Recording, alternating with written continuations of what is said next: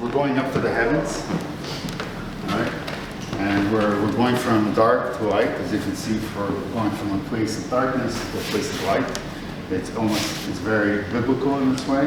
As you know, we can have some cupids here, and it has that feeling, right?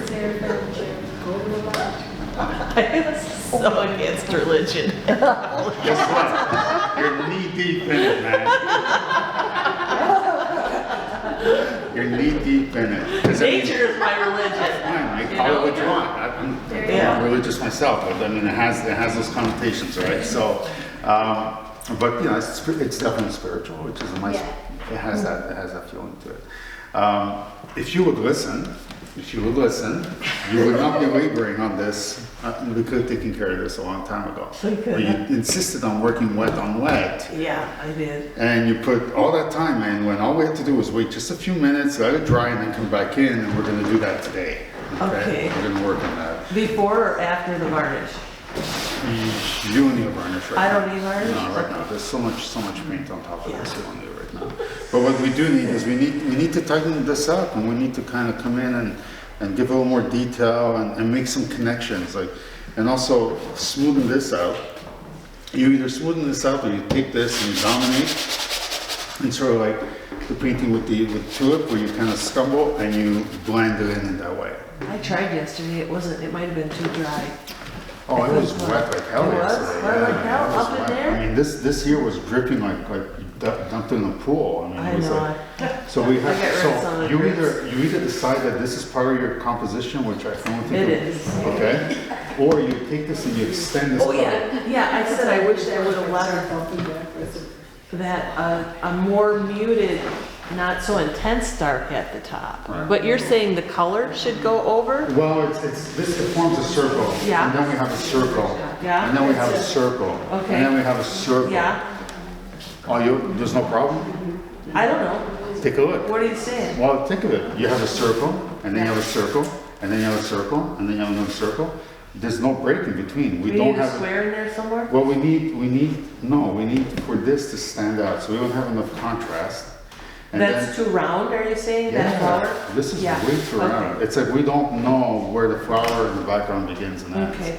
And that's primarily because you have a circle within a circle within a circle. I see. So if you take this color and just bring it to the edges over here, and then stumble this over here, you don't have to follow your reference to a T. I know what your reference is like, but what's more important is the composition over here, and you're sacrificing it for the reference. Okay. Okay, and some of the values, the volume of the actual flower is getting lost because we don't even see the edges of some of the flower.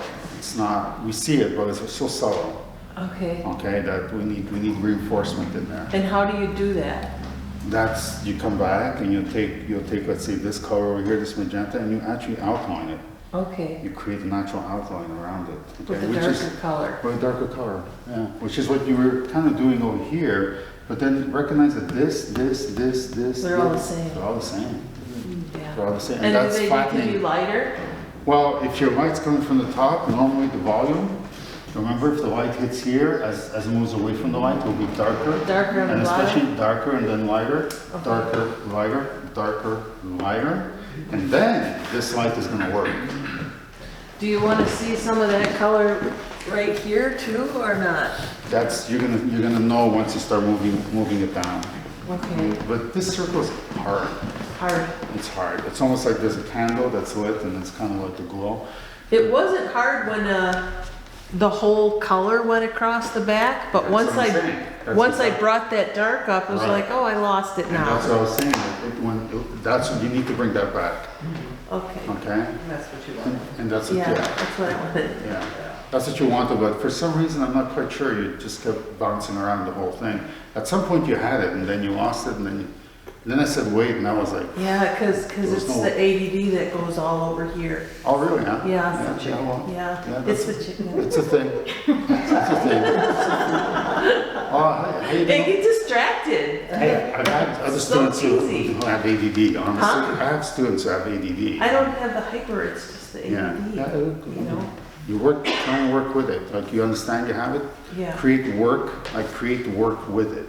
Okay. You see what I'm saying? It's like actually use it. That's easier said than done. Absolutely, of course, it's easier said than done. But I mean, we all have our things. Like try and use it to whatever capacity you can. You know? Like once you're aware of it, like bring it in and use it. It could be that you're being too. Of course, it's that. What? Structured? You're being too structured and you're being too literal. If you have ADD and your mind is all over the place, paint that way. Oh. Paint that way. Lean into it. Paint into it, like rip it apart. Like I feel like putting a red, boom, put it down. Like rip into it. Like use your ADD to create paintings. Instead of trying to control it. Exactly, you're trying to control it. That's boom, eureka moment. I was a teacher for 25 years. I had to control it. Yeah, you don't have to anymore. Yeah, because you can't say fuck it at school. Yeah, but you can do that to your painting. You Yeah. can do that to your painting, and you can literally. And I'm not kidding you. Okay, okay. Here we go. You're gonna go Home Depot and get yourself some paint. You're gonna take off the cap, and you're gonna pour it right onto your painting. That's what your painting's gonna look like. Okay. And then you're gonna look at it. You're gonna say, "That's cool." Then you're gonna pick up your canvas. You're gonna move it around a bit, leave it alone. Let it dry, then you go to your next canvas, you toss 2 or 3 things of paint on that, move that around. Okay, then you go up to your third canvas, work with it. Okay. Like trying to control it, it's not gonna work. Yeah, that was the problem. Sorry, with but having you're- one. yeah. I should have started another one. Yeah. And then I could have jumped back and It's forth. not the start and the finish, it's the controlling. I'm realizing that you do not paint in realism. Just don't do that for yourself. Don't do that. Just expression, expression.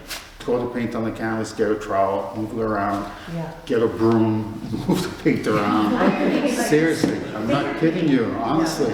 You can make an entire career out of that.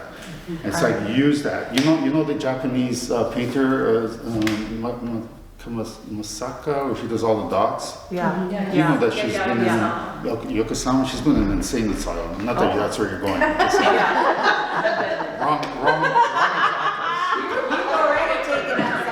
Wrong example.